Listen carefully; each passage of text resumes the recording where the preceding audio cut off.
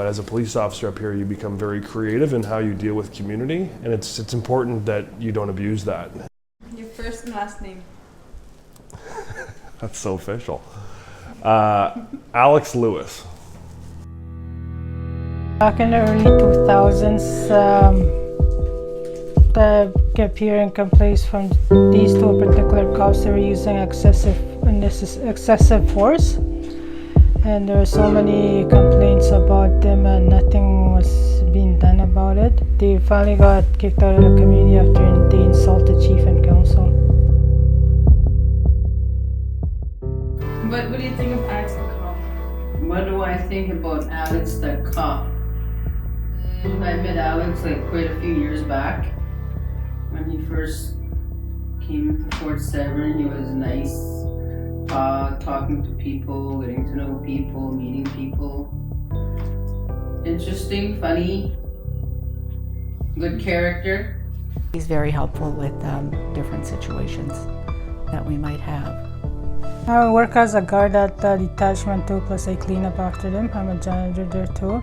They find Alex, he's very well organized. He's always willing, he's proactive. I'm a firm believer in youth development, positive youth development, and I'm also a believer that as police officers, our job is to change perceptions.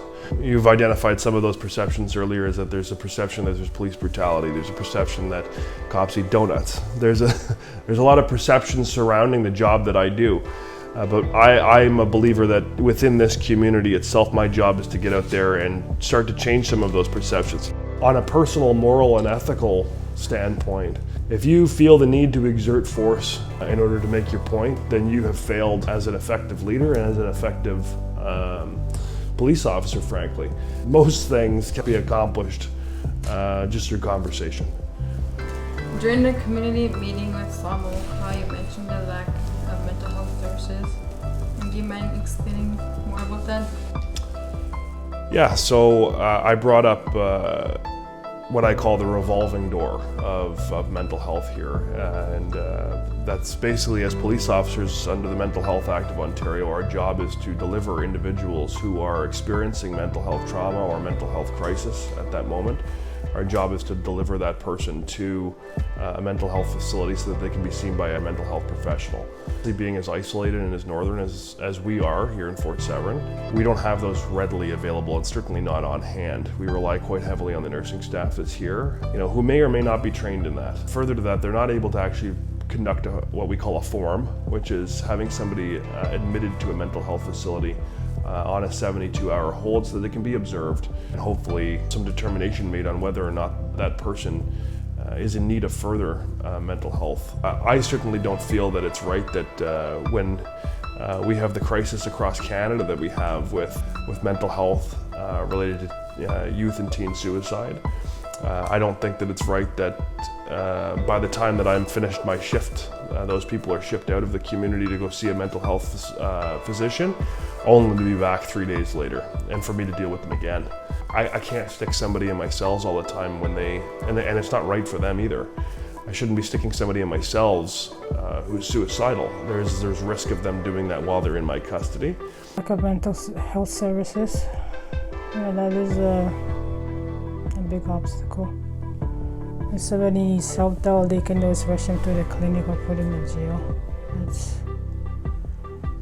There's nobody trained there to debrief or to help out. It's just usually the nurses or the cops here. I would agree with Alex totally that mental health services are just really not good at all for us.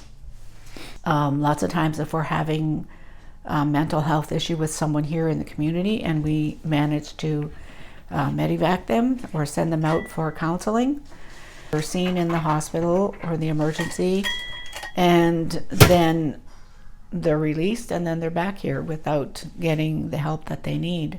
Sometimes they go 3 days without sleep because it's so busy. They got no really support. Plus Alex has been here by himself for days at a time and he does get busy.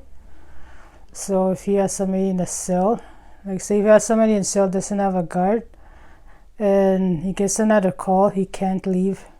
He can leave the detachment, you can leave the prisoner alone?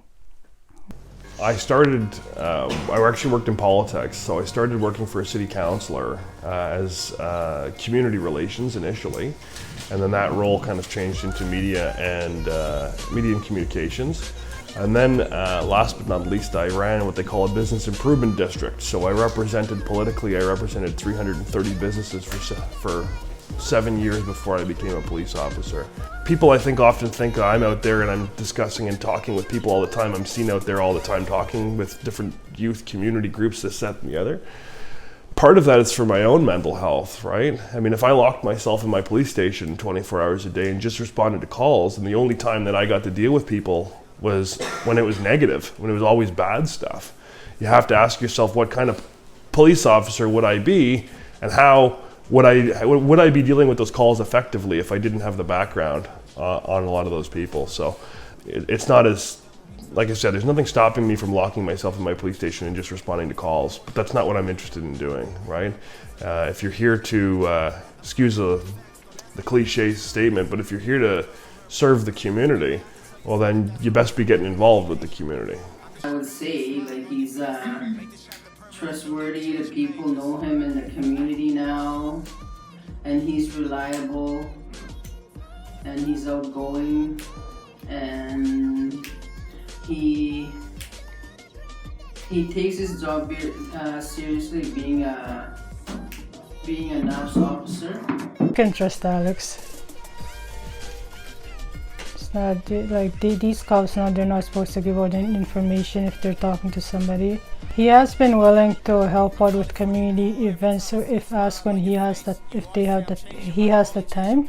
Yes, he's always willing to be involved with the community events.